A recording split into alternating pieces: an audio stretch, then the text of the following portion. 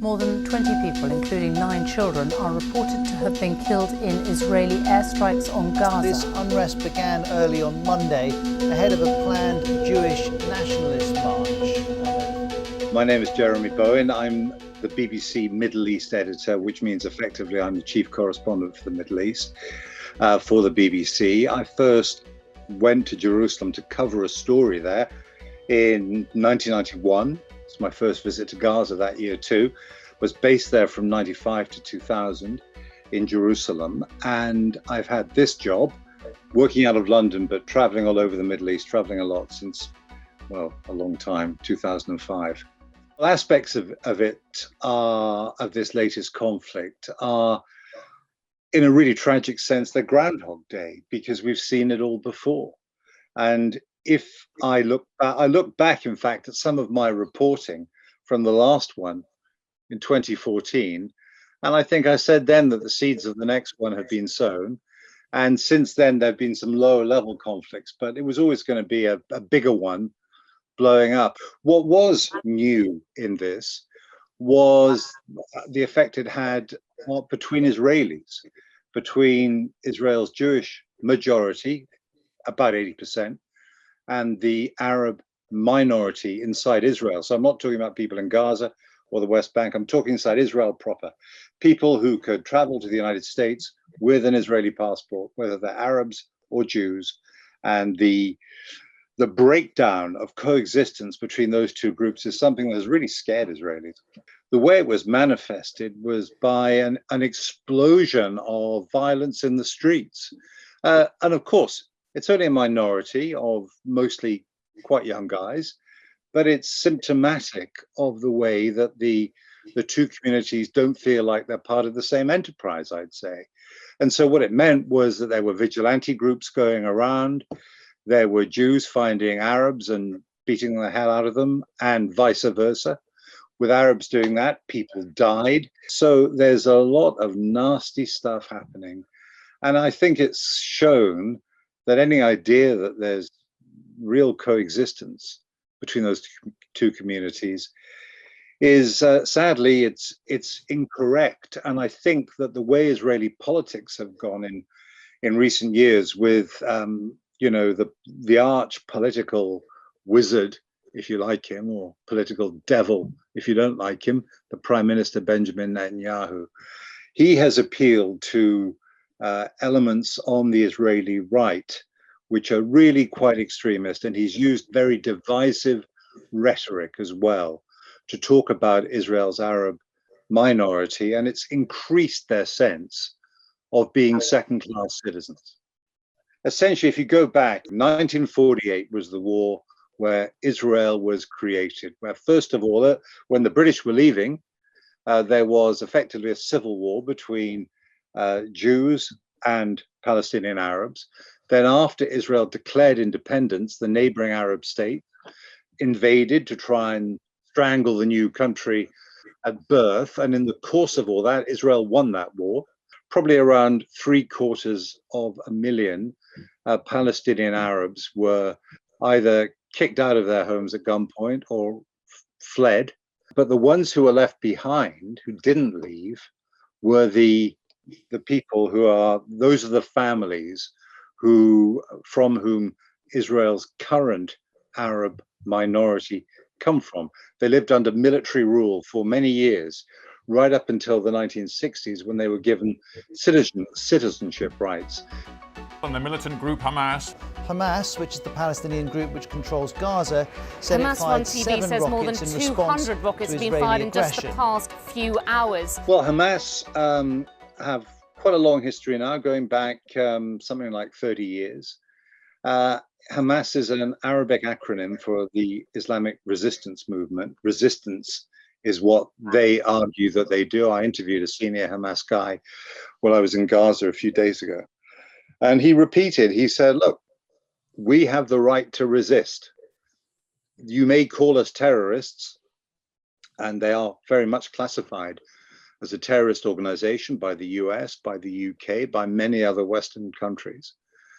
And particularly during the 1990s and in the second Palestinian uprising, the Intifada, which started in 2000, they sent suicide bombers into Israel to try and kill Jews with some success. They killed a lot of people in bus bombings. I was there in that period. I reported a lot of that sort of stuff. So they are people who use what they would call military tactics and what other people would call violent terrorism to do what they do, which they say is to defend Palestinian rights. The Israeli Prime Minister Benjamin Netanyahu, flanked by the Israeli Prime Minister Benjamin Netanyahu. Benjamin Netanyahu has become Israel's longest serving prime minister, longer even than David Ben-Gurion, who was the founding prime minister of Israel and the guy who, before the independence of Israel, really did more than anybody else to bring about the birth of the state. So he's a historic figure, therefore, in the history of Israel. He is somebody who has rare political gifts. You've seen it when he comes to the US, the way he holds, when he has spoken to a joint session of the US Congress, he holds them in the palm of his hand. So he's someone who is brilliant at putting forward the messages that particularly Americans want to hear if they're supporters of Israel. And it doesn't go down quite so well in Europe. People don't have the same attitudes about Israel. And so he doesn't quite have the magic touch that he's had over the years in the US. Inside Israel itself, he's somebody who has shown enormous political skill in winning successive elections until the recent deadlock, when there have been 4 deadlocked elections. And there probably going to be a 5th now, because if his opponents can't form the government, he's already tried and failed.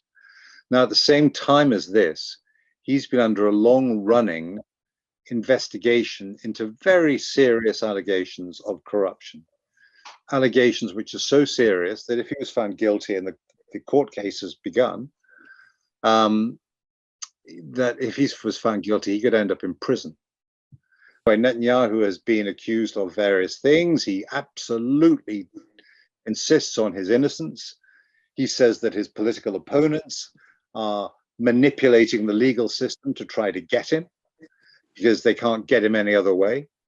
And he's somebody who presents himself, and I think believes himself as well, to be the guy who, more than anybody else, can protect Israel against Iran, that nobody else can do the things with security that he can do.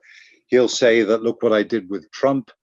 Trump moved the US embassy from Tel Aviv to Jerusalem on my watch.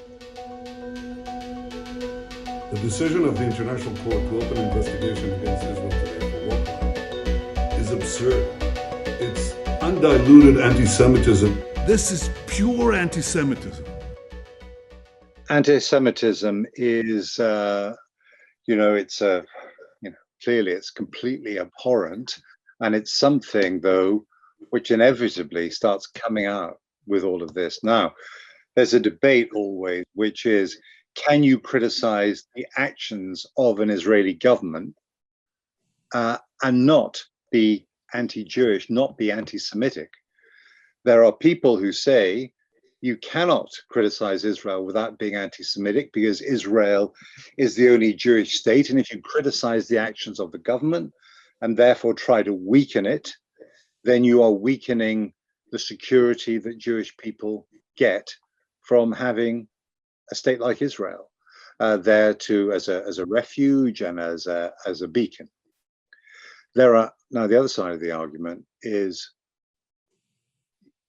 it doesn't make you an anti-Semite to say you don't like to see Israel killing Palestinian kids in Gaza.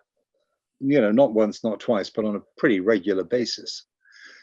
And the way that the argument goes, and these things are now quite familiar, is that, and President Biden used the phrase which has often been used by American leaders, which is, Israel has every right to defend itself.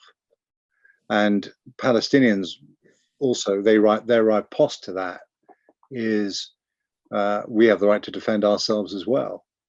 And there are some Palestinians who say, who see it in quite religious terms, and who are, you do hear quite a bit of anti-Semitic rhetoric talking. They never say, very commonly when you're interviewing people and they're speaking Arabic, they don't use the word Israelis. They always talk about Jews. Now, if you speak to their leaders, they will say, no, we're not being anti-Jewish, but we don't like what they're doing.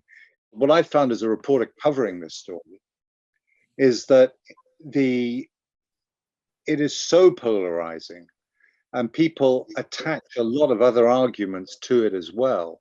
And I think this is something that, you've been seeing in the United States, in that it's got, traditionally, there's quite a groundswell of support for Israel in the US. And it's, for mainstream politicians, it's been politically, almost suicidal to try and criticize Israel, particularly when it's under fire.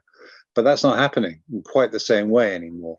And there's a generational shift, I think that's clear, going on, not just among people who see themselves as progressives in the Democratic Party, though that's clearly, of great significance. I think from what I read as well in the Jewish community, there's now this lobby group called J Street, which is approaching things from a very different perspective to the traditional powerful pro-Israel group AIPAC. They come from a much more centrist, center-left position, saying that Israel needs to respect Palestinian rights, that we've got to share. And AIPAC is, I've been to some of their congresses in Washington, D.C., and, it's very much the Netanyahu message, is that very, very down the line, in Israeli terms, right wing. So it's very polarizing. I think inevitably, there is a line between criticizing Israel and criticizing Jews as Jews, and it gets crossed. I think we're seeing that. There have been those shocking scenes of violence directed at Jews who are, going out for dinner in restaurants in the US. And because of the, terrible history of genocide and oppression as well before the Nazi genocide or the Holocaust, these things are, rightly speaking, they're super sensitive, and it's a very, very difficult line to tread, even for those people who don't want to sound anti-Semitic, but do feel that it's legitimate to criticize Israel. So it's really complicated. One thing about this last Hamas-Israel conflict is that it has given the lie to an assumption that had been growing, particularly during the Trump years and in recent years with Netanyahu, which is that the Palestinian issue was pretty much settled, that Israel had won, that it was just a question of management, of making sure that the Palestinians had some kind of money coming into their pockets, that they had more or less accepted they weren't going to get what they wanted, which was independence and their own, their own state. Now, I think this last couple of weeks has shown that that is absolutely not the case. That Palestinians are just, a new generation as well of young people, are just as motivated in terms of nationalism and their own desire for independence. In other words, this conflict is not going to go away. The U.S. may decide to cut more than $300 million of annual aid to the United Nations Relief and Works Agency for Palestinian refugees. And we give them hundreds of millions of dollars in aid and support. That money is on the table, and that money is not going to them. I find it interesting that he keeps talking about the money to the Palestinians, which is really humanitarian aid and assistance more than anything. There is no more politicized group of people, I'd say, on the planet than Palestinians with their history. So it had a big impact on people, and of course, it's not the way to make friends, and it's a pretty good way to make enemies, as a matter of fact. And I think, as well as that, in terms of the broader picture of whether or not there might ever be peace negotiations again, and when people talk now about putting the peace process back on track, well, there's no peace process and there's no track at the moment, and hasn't been for some years. But Palestinians never saw the US as being an absolutely straight down the middle broker, but they thought that the US had an interest in doing a deal. And it was the best shot that they they had those Palestinians who believed that such a thing was possible, and that wasn't all of them. Well, I think very, very sensibly, when U.S. Secretary of State Blinken went over to Jerusalem just in the course of the last few days, he didn't say, "I've come here to try and make peace." He said, I've come here to try and calm things down. I've come here to try and strengthen the ceasefire. So first things first, some kind of extended truce, that might be a possibility. The go-to solution for the international community for the last 30 years has been the idea of the two-state solution, the idea that you establish an independent Palestine alongside Israel. And that's what all those negotiations, which, you know, older viewers will remember, were a big part of the 1990s diplomatic scene in the Middle East. Now, that did not work. And since then, Israel settlement activities, which are illegal under international law in the area that Palestinians want for a state, have massively increased the numbers of Jews who live there, the roads that connect their communities. And as well as that, there has been a hardening of attitudes on both sides.